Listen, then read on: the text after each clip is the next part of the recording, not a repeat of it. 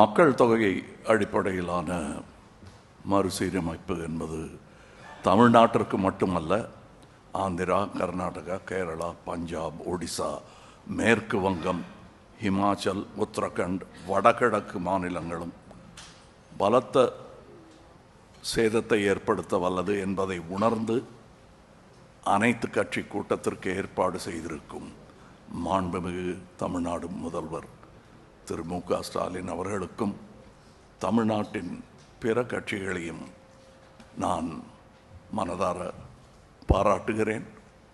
எந்த தேவையும் இன்றி பாராளுமன்ற தொகுதி மறுசீரமைப்பு எனும் பேச்சை யார் கிளப்புகிறார்கள், எந்த நேரத்தில் பேசுகிறார்கள், எதற்காக பேசுகிறார்கள் என்பதும் கவனத்திற்குரியது.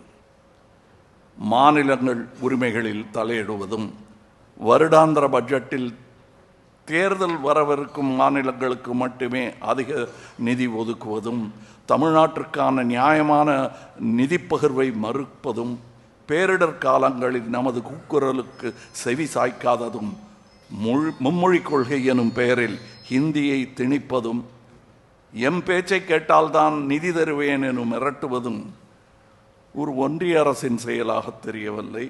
இன்றல்ல, நாளை அல்ல, எப்போதுமே பாராளுமன்ற உறுப்பினர்களின் எண்ணிக்கையில் எந்த மாற்றமும் கொண்டு வராமல் இருப்பதே ஜனநாயகத்தையும் கூட்டாட்சியையும் இந்தியாவின் பன்முகத்தன்மையும் காக்கும் என்பதே ஒரு இந்தியனாகவும் தமிழனாகவும் மக்கள் நீதி மையத்தின் சார்பாகவும் வலியுறுத்துகிறேன்.